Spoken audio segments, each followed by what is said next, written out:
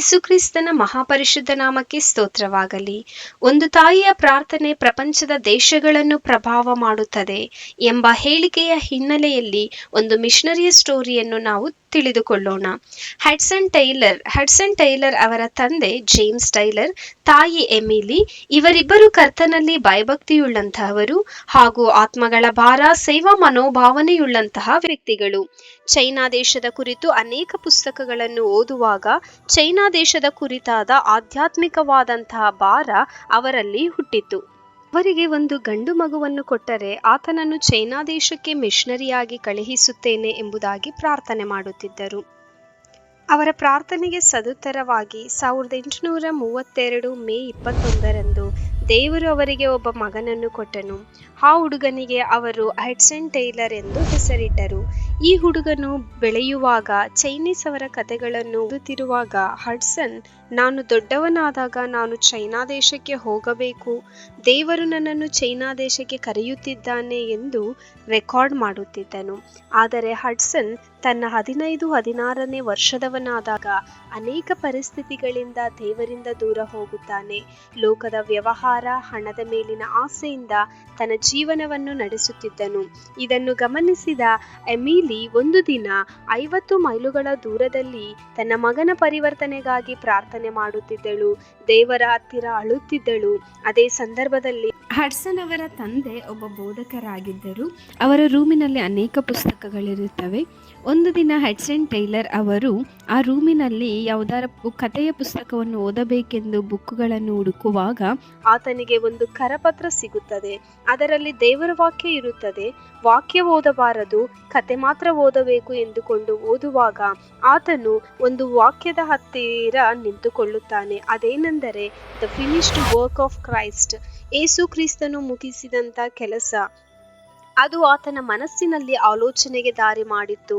What was finished, ಮುಗಿಸಿದಂತಹ ಕಾರ್ಯ ಯಾವುದು ಎಂದು ಆಲೋಚಿಸುವಾಗ the debt was paid, Christ died for all sins, ಕ್ರಿಸ್ತನು ನಮ್ಮ ಪಾಪಗಳಿಗಾಗಿ ಸತ್ತನು, ನಮ್ಮ ಮೇಲೆ ಇದ್ದಂತಹ ಪಾಪದ ಸಾಲವನ್ನು ತೀರಿಸಿದನು ಎಂದು ಓದಿದಾಗ ಪವಿತ್ರಾತ್ಮ ದೇವರು ಆತನ ಹೃದಯದಲ್ಲಿ ಕಾರ್ಯ ಮಾಡಿದರು. ಆಗಲೇ ಮೊಣಕಾಲೂರಿ ಯೇಸು ಕ್ರಿಸ್ತನನ್ನು ಸ್ವಂತ ರಕ್ಷಕನನ್ನಾಗಿ ಸ್ವೀಕರಿಸಿದನು. ಒಂದು ದಿನ ಹಡ್ಸನ್ ದೇವರು ನನ್ನನ್ನು ಯಾವುದಕ್ಕೆ ಕರೆದನು ಎಂದು ತಿಳಿದುಕೊಳ್ಳುವ ಆಸೆಯಿಂದ ಪ್ರಾರ್ಥನೆ ಮಾಡುತ್ತಿದ್ದನು. ಆಗ ಆತನು ದೇವರ ಪ್ರಸನ್ನತೆಯನ್ನು ಅನುಭವಿಸಿ ದೇವರೊಟ್ಟಿಗೆ ಒಂದು ಒಡಂಬಡಿಕೆಯಲ್ಲಿ ಪ್ರವೇಶಿಸಿದನು ಮತ್ತು your prayer answered, your conditions accepted, then go to China for me.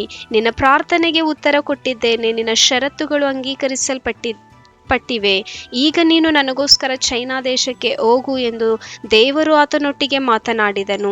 China ದೇಶಕ್ಕೆ ಹೋಗಲು ಟ್ರೈನಿಂಗ್ ತೆಗೆದುಕೊಳ್ಳುವಾಗ ಅವರ ಕುಟುಂಬದವರು ಆತನ ಆರೋಗ್ಯದ ವಿಷಯದಲ್ಲಿ ಚಿಂತಿಸುವಾಗ ಹಡ್ಸನ್ ಅವರ ತಂದೆ ತಾಯಿಯರಿಗೆ ಒಂದು ಪತ್ರವನ್ನು ಬರೆಯುತ್ತಾನೆ.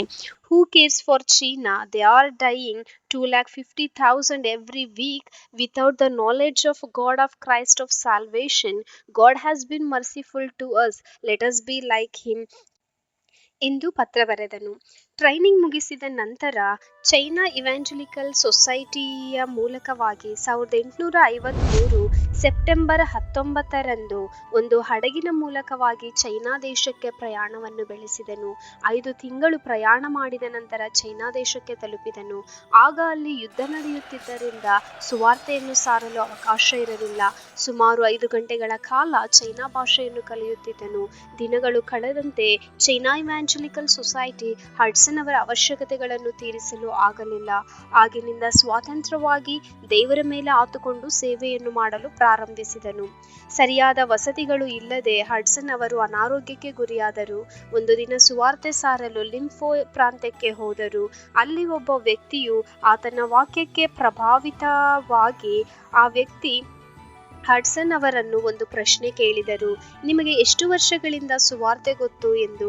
ಅದಕ್ಕೆ ಹಡ್ಸನ್ ಅವರು, ನನಗೆ ತುಂಬಾ ವರ್ಷಗಳಿಂದ ಸುವಾರ್ತೆ ಗೊತ್ತಿದೆ ಎಂದು ಹೇಳಿದಾಗ, ಇಷ್ಟು ವರ್ಷಗಳು ಈ ಸುವಾರ್ತೆಯನ್ನು ನಿಮ್ಮಲ್ಲಿ ಬಚ್ಚಿಟ್ಟುಕೊಂಡಿದ್ದೀರಾ? ನನ್ನ ತಂದೆ ಒಬ್ಬ ಸತ್ಯಾನ್ವೇಷಿ, ಎಷ್ಟೋ ವರ್ಷಗಳು ಸತ್ಯವನ್ನು ಅನ್ವೇಷಿಸಿ ಮರಣ ಹೊಂದಿದರು. ನೀವು ಮುಂಚೆ ಬಂದಿದ್ದರೆ ಅವರು ರಕ್ಷಿಸಲ್ಪಡುತ್ತಿದ್ದರು ಎಂದನು. ಈ ಮಾತನ್ನು ಕೇಳಿದ ಹಡ್ಸನ್ ಅವರು ಚೈನಾ ದೇಶವಲ್ಲೆಲ್ಲ ಸುವಾರ್ತೆ ಸಾರಬೇಕೆಂಬ ಗಟ್ಟಿಯಾದ ತೀರ್ಮಾನವನ್ನು ತೆಗೆದುಕೊಂಡರು. ನಂತರ ಒಬ್ಬ ಮಿಷನರಿಯನ್ನು ಮದುವೆಯಾಗಿ ಕುಟುಂಬವಾಗಿ ಸೇವೆ ಮಾಡುತ್ತಿದ್ದರು. 7 ವರ್ಷಗಳ ಸೇವೆಯ ನಂತರ ಅನಾರೋಗ್ಯಕ್ಕೆ ಗುರಿಯಾಗಿ ಇಂಗ್ಲೆಂಡ್ಗೆ ತಿರುಗಿ ಹೋದರು. ತನ್ನ ಕೋಣೆಯಲ್ಲಿ ಒಂದು ಗೋಡೆಗೆ ಚೀನಾ ಭೂಪಟವನ್ನು ಅಂಟಿಸಿ 11 ರಾಷ್ಟ್ರಗಳು 11.95 ಕೋಟಿ ಪ್ರಜೆಗಳಿಗೋಸ್ಕರ ಪ್ರಾರ್ಥಿಸುತ್ತಿದ್ದರು. ಅವರಿಗೆ ಸುವಾರ್ತೆ ತಲುಪಬೇಕು, ರಕ್ಷಿಸಲ್ಪಡಬೇಕು ಎಂದು ಭಾರದಿಂದ ಪ್ರಾರ್ಥಿಸುತ್ತಿದ್ದರು. ತಾನು ಒಬ್ಬರೇ ಸೇವೆ ಮಾಡಲು ಕಷ್ಟ ಎಂದು 120 ಪೇಜುಗಳುಳ್ಳ ಚೀನಾ ದೇಶದ ಬಗ್ಗೆ ನಮ್ಮ ಬಾಧ್ಯತೆ ಏನು ಎಂಬ ಪುಸ್ತಕ ಬರೆದರು. ಆ ಪುಸ್ತಕವನ್ನು ಓದಿದಂತ ಅನೇಕ ಯವನಸ್ಥರು ಪ್ರಭಾವಿತರಾಗಿ ಚೈನಾಗೆ ಮಿಷನರಿಯಾಗಿ ಹೋಗಲು ಸಿದ್ಧರಾದರು.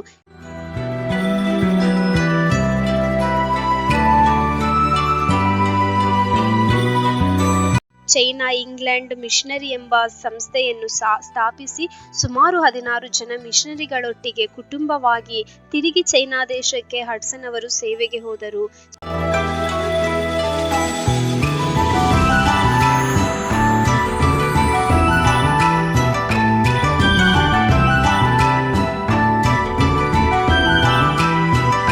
ಸುವಾರ್ತೆ ಪ್ರಕಟಿಸಿ ಅನೇಕರನ್ನು ಕರ್ತನ ಕಡೆಗೆ ತಿರುಗಿಸಿದರು. ಸಭೆಗಳನ್ನು ಸ್ಥಾಪಿಸಿದರು.